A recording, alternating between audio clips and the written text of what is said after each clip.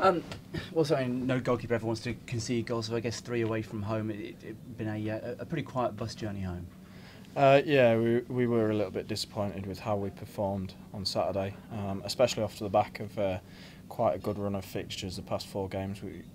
We've played very well, I would say, and we've scored numerous goals. So, look, Bradford were a good team, and I think come the end of the season they'll be up there. But that's no excuse to how disappointed we was with our own performance.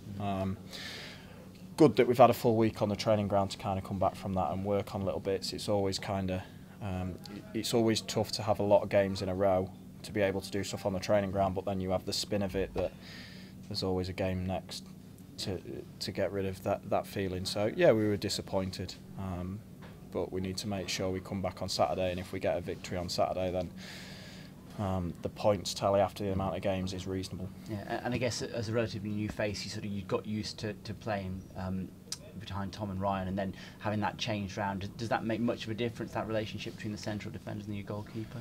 I wouldn't say relationship-wise, because we work with Johnny Byrne and Tom Broadbent every day on the training ground. But any team kind of in this league, if you take 2 influential players like they are and how they have been in that run of fixtures out of your team, it's always going to be difficult. But saying that, that's why we build a squad. That's why we have a squad. So, I mean, there's going to be reasons. Other reasons, obviously Smithy broke his hand, which gave me an opportunity to play. That's kind of going to be the whole season, and I mean we're just going to have to deal with that, and that's why the gaffer has got a strong squad to select from.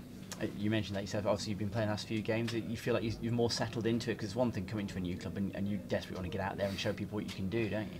Yeah, it's always easier when you're on the training pitch or playing as well. Yeah, they are a great set of lads here, so they made that kind of transition into the dressing room very easy, even though they're such a tight group. But yeah, like you say, you always want to be involved on the pitch and kind of put your stamp on it, and I think you always gain that tiny little bit more respect from the lads when you do get the opportunity to play. And happy with what you've been able to do so far? Yeah, disappointed we haven't had a few more clean sheets. I think Bury was a bit frustrating because the performance didn't warrant the scoreline, especially so late. But most goalkeepers, yes, clean sheets are really important to us, and I'm the same. However, if the team wins, that's the most important thing. 3 points is the most important thing at the end of the day, and then the next thing is clean sheets for me, and then on from there. So if we can keep picking up 3 points, then yeah, I'll be a happy guy. Yeah, and it's one of those things, defensively, the record here for a while has always been quite good. Daryl's very focused on trying to keep, obviously, the minimum goals going in. It's been a little bit up and down this season, so it's something I'm sure you all want to try and sort of level off a little bit and get back to that 0s and 1s. Yeah, I think when you if you look towards the end of the season, I'm sure if you can work on an average of maybe, I think it's maybe +4 goals every 5 games. That doesn't necessarily mean you're not going to concede. It's just kind of the goal difference you work on. It gives you a chance at the end of the season. So, yeah, Daryl is very meticulous on what we do on the training ground to limit them amount of chances and goals scored.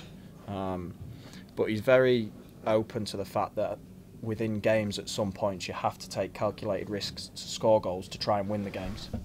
So we've just got to make sure that balance is right. Okay, so back home this weekend, obviously, and Walsall, who are they've had a pretty solid start to the season. Yeah, they're not going to be any pushovers.